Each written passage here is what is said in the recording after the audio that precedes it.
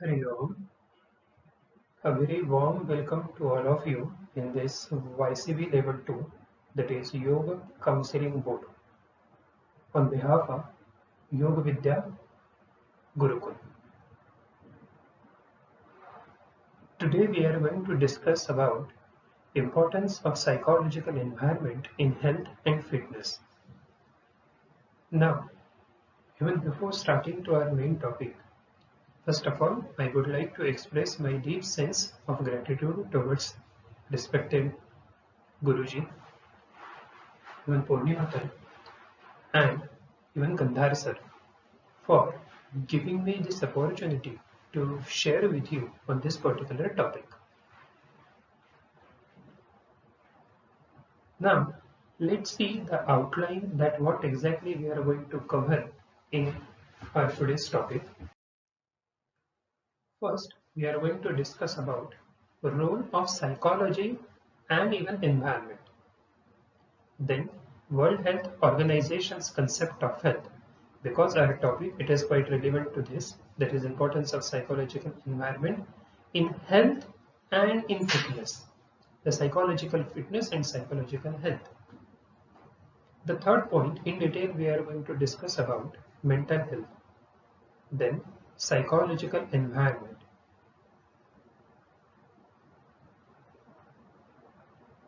In latter part of the session, we are going to discuss about some healthy tips, some tips for healthy psychological environment. How can we develop, enhance, and maintain our moods, emotions, and thoughts? As a part of psychological health, what exactly the role has been played by prayer, irrespective of any religion or any group, but the means prayer means exactly what? So that we are going to discuss in detail. Now, to start with it, when it comes to importance of psychology and even environment, some of the other important aspects also we have to take into consider. And why it is important? Because in today's world, we are surrounded with a bunch of technology, bunch of facilities, equipments, and any other things. You just name it and you have that particular thing. Within a couple of minutes, we can just transfer our money from one account to another. Within a couple of minutes, we can change the temperature of our room with the help of AC, heater, and many other technology. It is there. But still, even today's so-called technologically developed world, we as a human being are not able to identify, locate, and demonstrate that where our mind is located. It is still, in a way, a mystery. Though we feel, we experience, but we can't identify. But still, there is another way to study our mind in detail. How? Psychology says that if we are able to understand the factors of our mind, then we can study and we can nurture, we can train our mind. Then what are the main core factors of our mind? Let's see. Our thoughts.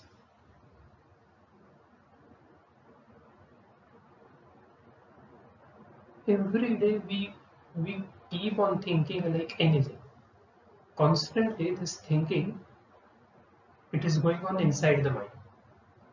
And then even we have the types of thinking: positive thinking, negative thinking, creative thinking, critical thinking, rational thinking, irrational thinking, and many more. So our mind, it is reflected through our thoughts. And in return also, in reverse way also, it works that our thoughts works on our mind. Another side of the coin is emotions, feelings, or moods. Every day, some or the other way, we experience and we express more than 30 to 40 emotions, but we are not aware about it. In the sense, we are not that much literate to label or to understand that which exact emotion we are experiencing or even expressing. So we have another separate field called as emotional intelligence. Our mind has significant impact on our moods, on our emotions. The third factor is desires, our wills, wishes. Our mind, it is reflected through our desires. So what exactly we desire, how we desire, is it healthy, unhealthy, appropriate, inappropriate, or many other things. Even memories. Sometimes we are able to recall what we want to recall. And sometimes, means if we take an example of students, at the time of exam, the thing which they want to recall, they are unable to recall at the time of exam. It may be because of stress, tension, or many other things. And sometimes it may also happen that the things which we don't want to recall, still unknowingly, we are forceful to recall those things. So memory and forgetting also goes hand in hand. The interest, attention, our involvement, everything it is related with all these things. And another factor is our behavior, our actions. It says that action speaks louder than words. The way we act, the intensity, and even many more things that speaks a lot. So all these are main core factors of our mind. Now, if we are able to understand at least a little bit about that, of what exactly our mind is or how it reflects, then another side of the topic, that is importance of psychological environment. Then what are the factors of environment? Let's see one by one. Environment, when it comes to about environment, it is a general apprehension meaning is like surroundings. The constructions, buildings, roads, and overall development structure, everything it includes surrounding. So this surroundings also shapes our environment. The structure, is it a rural, civil, developed, underdeveloped, undeveloped also? The structure matters a lot. If we have a very supported structure in our surroundings, then of course we feel more energetic and motivated to do something. If it is not, then of course it works in reverse way. But structure, it is also part of environment. The society, in which particular society we live, we work, we interact, that shapes and that affects environment of our mind as well. So it says that be surrounded with like-minded people. Have a group with those particular people who are who are supporting to you to achieve your goal, to achieve your task, or any other things. So society, it plays a vital role in our psychological environment. Even nature, environment. Now the basic example or experience also, as we can say, when we perform or practice yoga in natural settings, like for example in when we practice yoga in our ashram, it gives a different vibrations. And when we practice all these things at home only, it is different. I'm not saying good or bad, but it matters in a different way. Another thing is pollution. However, pollution it is related with environment. So this particular pollution it is not only restricted to environmental pollution also, but even the word pollution. Our mind also get polluted because of some other reasons, other factors. The way we talk, the way we interact, all these things matters a lot. So in this way, importance of health and with reference to psychology and environment, all these factors are quite important.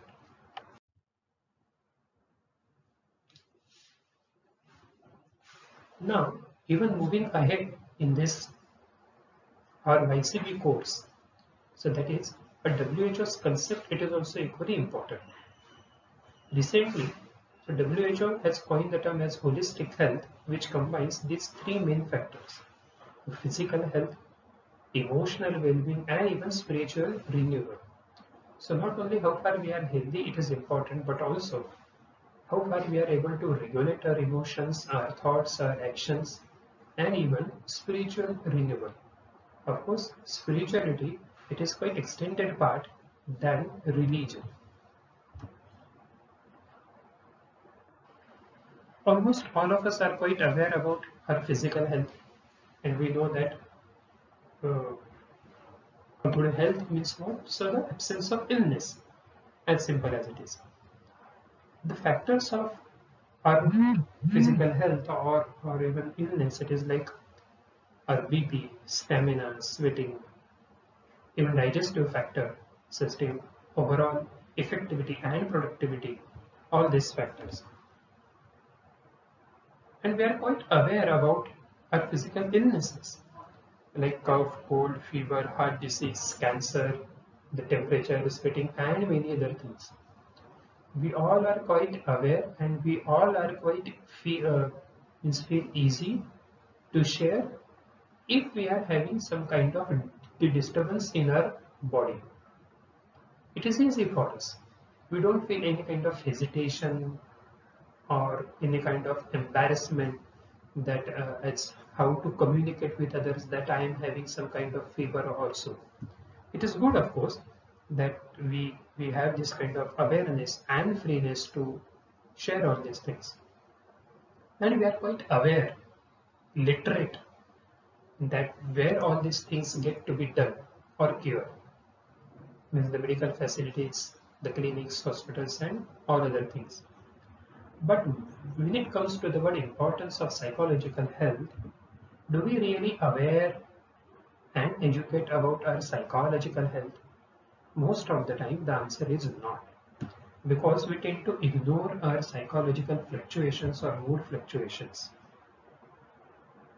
The factors which we have already discussed about psychology and its other factors, that thoughts, emotions, actions, dreams, desires, and many other things.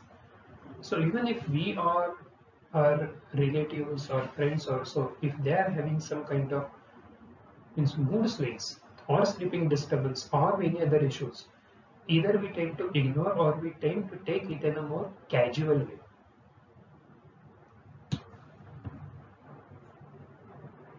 Most of us are not really aware about the psychological disorders, their intensity, the criteria, its severity, and many other things.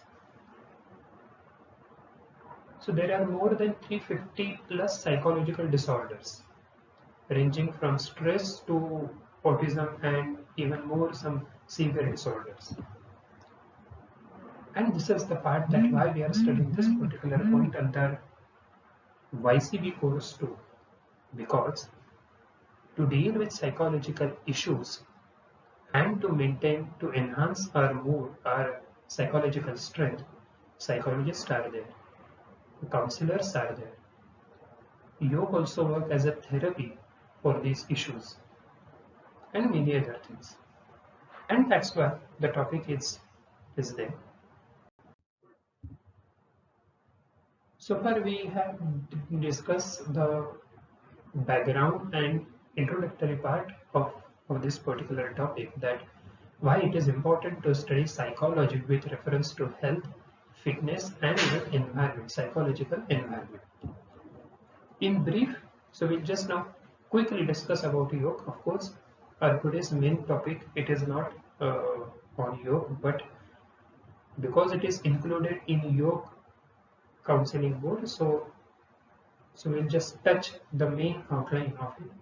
But yoga means what? It is the integration at all levels of one's existence, which we have discussed with reference to psychology.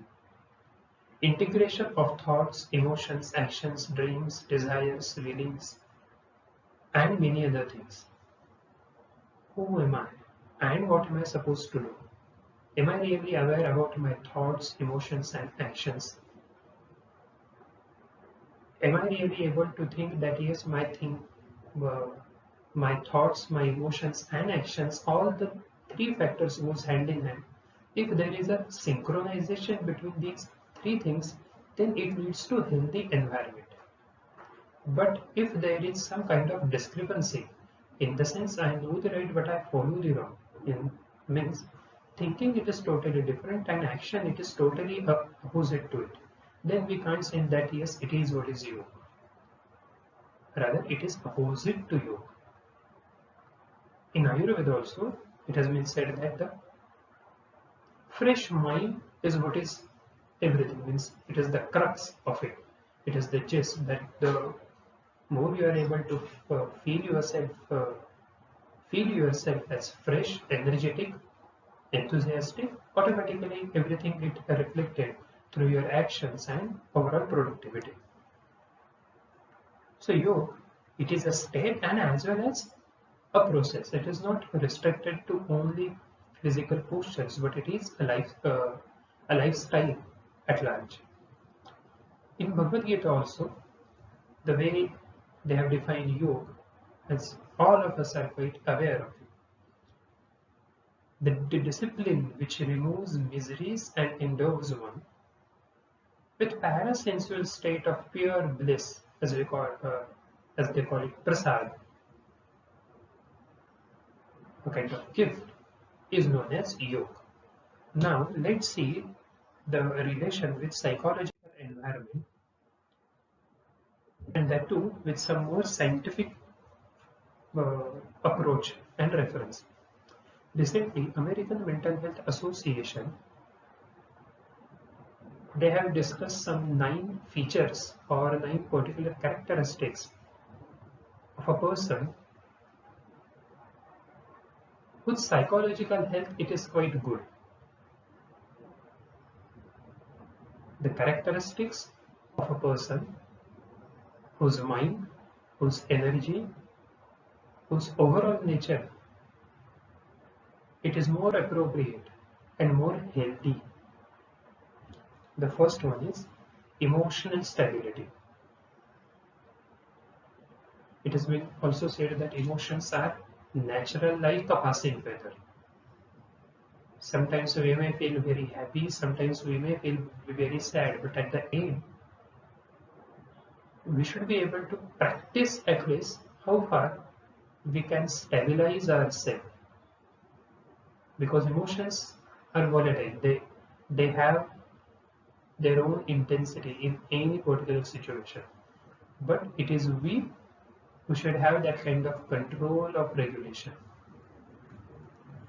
So the person who is having emotional stability, second one, the maturity of character, overall his nature, his actions, his thoughts, his intentions, it should be quite healthy.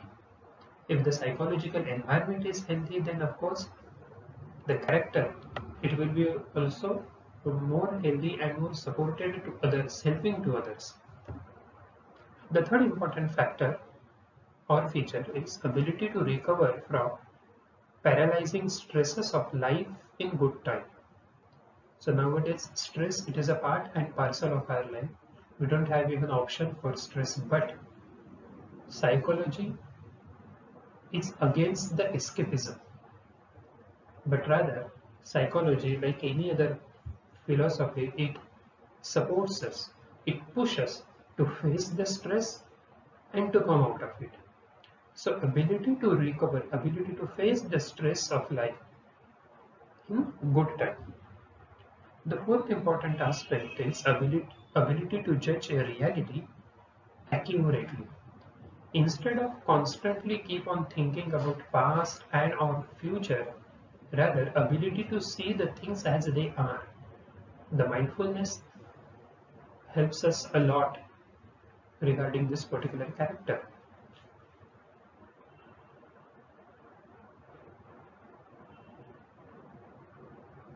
To see the things in real, it also requires a psychological courage. In simple term, it is called as acceptance. Acceptance of self, acceptance of others, and acceptance of particular situation. The more we are able to accept the things as it is, the more we will be able to deal with it effectively, appropriately, and accurately. Ability to foresee. Foresee in the sense, one should have the ability to think about the consequences. Now here, thinking about the consequences, it is quite different from anxiety. Because in anxiety, we are constantly involving in the result-oriented or outcome-oriented aspect. But here, if we behave in one particular way, what might it will lead to that particular situation or results. So ability to think about the pros and consequences, it is also one of the important feature or character. Sixth one is about ability to love and sustain affectionate relationship with people around with whom we are living. So a healthy psychological environment, it is not only restricted for self. The more you are happy, the more you are able to express your happiness with others also.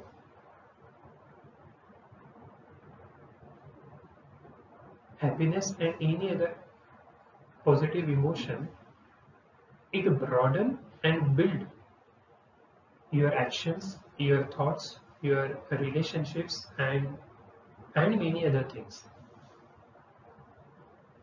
If we are happy and if we are able to make others also happy, then it is a good sign of healthy psychological environment. On the contrary, if we are able to focus only on ourselves, then in simple language, it is called as being selfish.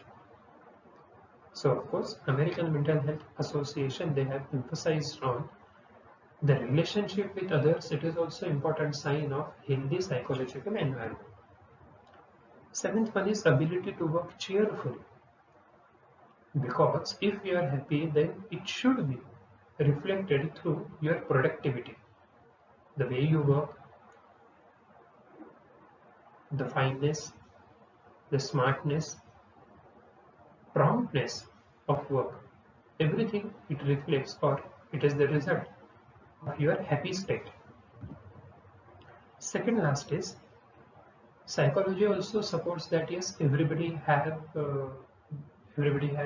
their own right to fulfill needs, but at the same time, it doesn't mean to cheat others uh,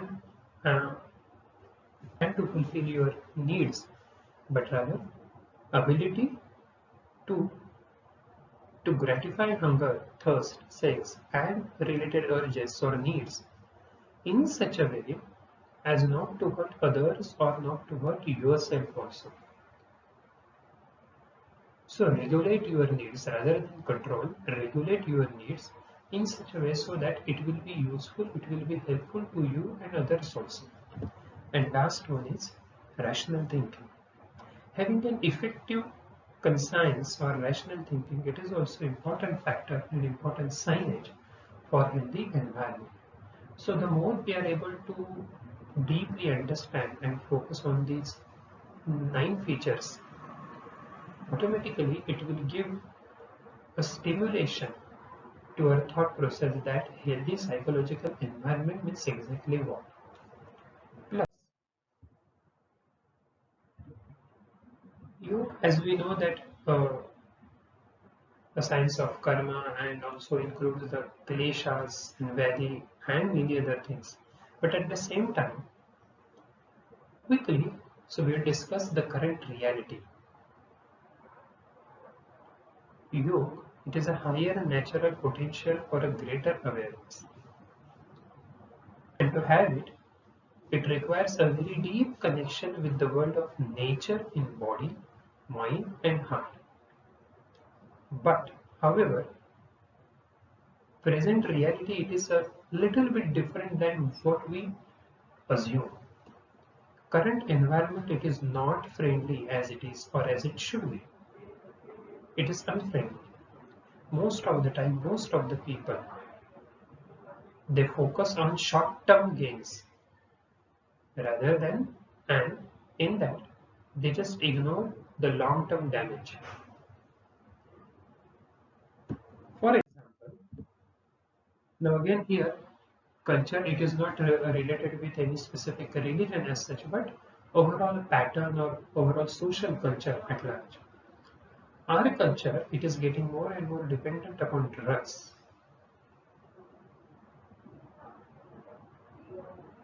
Some studies, so they have said that 25% of children are taking regular medications,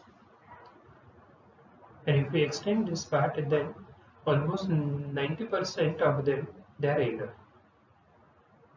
The blood chemistry, if we focus, it is not supported to natural, and in yoga, as it called as prana or energy, our food it is largely processed and contains little natural prana or energy because we have been in surrounding with junk foods and some processed food. Now we all know the eightfold paths, or is it called as Ashtanga Yoga. So just take once representative for it that how it is related or not related with psychological health or psychological environment. One of the eightfold path is pratyahar, means pratyahar, against it. So that means ability to gather our energies and to look within. But however, in day-to-day life, we spend maximum time with the media, electronic media, print media, internet media, and many more. And we spend less time with nature. Constantly, we are surrounded with the thoughts, views, news, and many other things like accidents, sex, the violence, the dirty politics, and many other things. At that time, we may feel cheerful, pushed, or so, but after that trance gets over, then we feel empty, unstable. Natural things we are missing in our day-to-day life. So this particular last question we should or we can ask to ourselves that do we really apply the pratyahar or do we really follow the term pratyahar, or is it so that we are applying only for that particular one or yogic practice for asanas itself? Then what to do? Instead of restricting yoga to only and only asanas, can we stretch the term into our yogic lifestyle as such?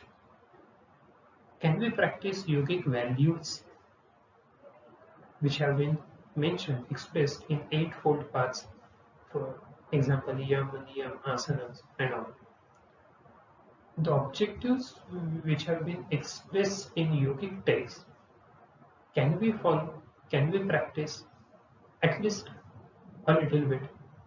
The more we are able to practice all these things, automatically it will work on frequency, duration, and intensity of getting emotionally disturbed.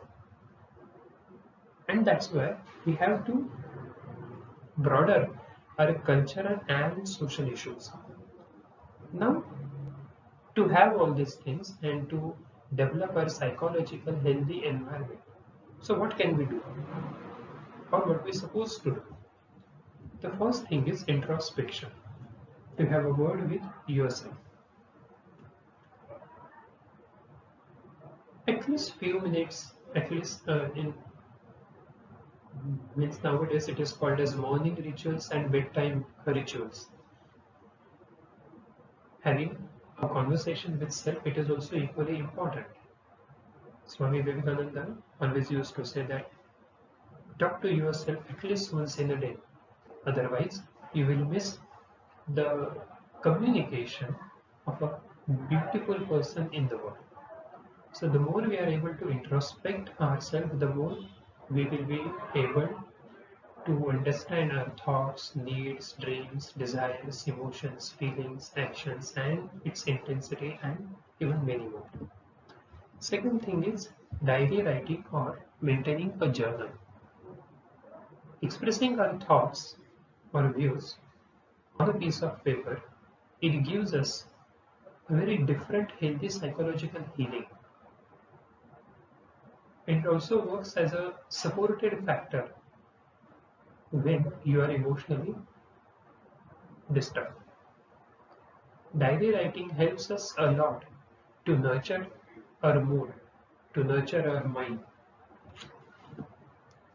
Third thing is keeping silence. In Sanskrit, it is called as mauna. And many times, I have personally observed in our Gurukul or in our ashram, at least once in a week, Ms. Gandhar sir, he asks uh, a couple of participants to be silent for entire day. And at the end, he just asks those particular people or student that what you have experienced, the thoughts, the dialogue with self, intensity, how many thoughts or views or words you are able to recall. Can we segregate it into positive, negative, constructive, unconstructive, required, unrequired, healthy, unhealthy, and many more things. So silence, it is like it is going inside. Little bit introvert nature, it is important for spiritual growth. Fourth one is book reading. If we have a goal in our life, then related to that particular goal, some books also helps us a lot, and that will also work as a supported factor to create a healthy psychological environment. Fifth one is be around with the like-minded people. So tell me about your friends and I will tell you your future is the kind of thing which we know. Our psychological environment, our thoughts, our moods have large impact of our company with whom we are spending our maximum time.